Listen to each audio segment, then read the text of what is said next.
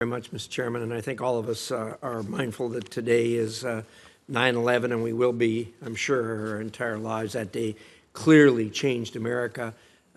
We realize that we do have vulnerabilities, and unlike a lot of countries that are on the front line of fighting, U.S. generally isn't. So when something like this happens, it brings home to us very clearly some of the needs that we have to protect this country. And the country has changed since then, and certainly we're much more aware of the vulnerabilities that we have. Thank you to our nominees for being here today.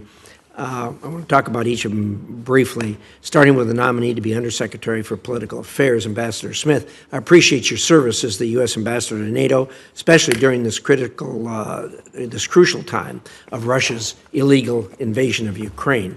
There's no doubt that has been and continues to be important. However, if confirmed, you'll be responsible for the formulation and conduct of U.S. policy globally. Beyond addressing Russia's war against Ukraine, the U.S. #1 challenge is China. We cannot take our eyes off this strategic priority. We must do more to combat China's efforts to dominate the Indo-Pacific and exert malign influence across the world, including at international organizations and in Africa and even in our own hemisphere. I fear and I feel as if the administration has had a policy of de-escalation that has only weakened U.S. interest. I'll be interested in hearing your thoughts on that. Additionally, Iran and its proxies, including Hamas, continue to present a significant threat to Israel, the Middle East, and beyond. If confirmed, you will be responsible for supervising the department and implementation of interagency policies abroad. I expect and hope that you will maintain a strong working relationship with this committee and encourage department officials at all levels to be responsive to committee requests. We have strong constitutional requirements in this regard, and I hope you will work with us. On the nominee to be ambassador to Bahrain, I'm pleased to see Stephanie Hallett nominated. Bahrain is a critical ally. It is the only Gulf participant in the maritime coalition against the Houthis, and it has hosted the U.S. Navy since the Second World War.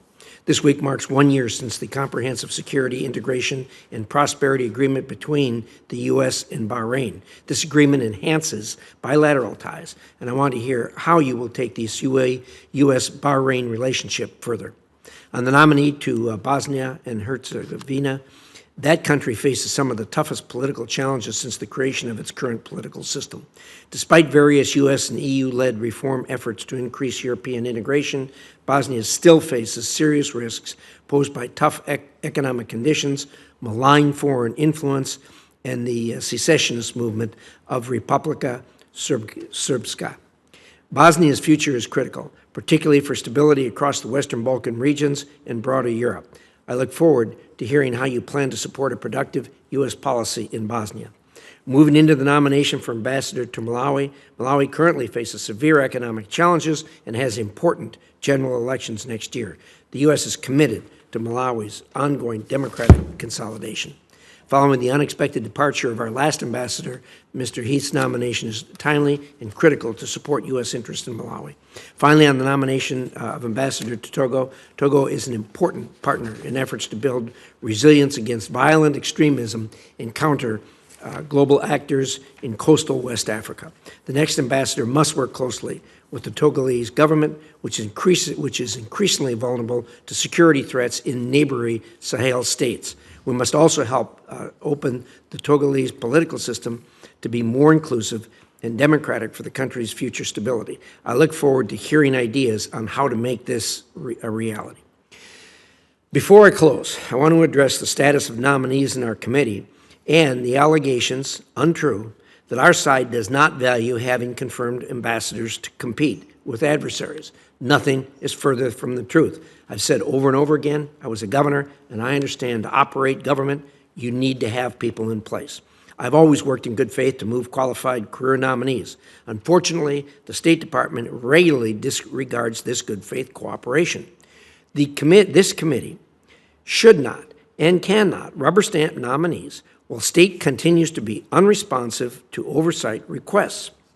Our solemn constitutional duty demands, and our oath of office demands, that we take this job and take this job seriously. I still have no response from the administration to my letters regarding basic questions about the suspension of Special Envoy Robert Malley's security clearance. The chairman has worked with me on this, trying to get this information. He hasn't been able to get it either. This just is unacceptable. This committee has constitutional duties of oversight. We're entitled to the information. I also have numerous other letters to the department that wait answers.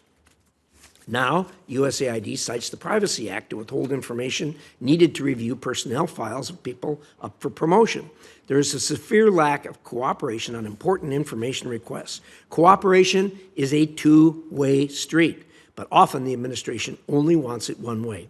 This blatant disregard for keeping the Senate informed extends to many of my colleagues, whose only recourse is to hold nominees on the Senate floor.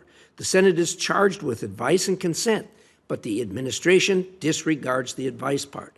As a result, we're left with only the penalty of the consent part.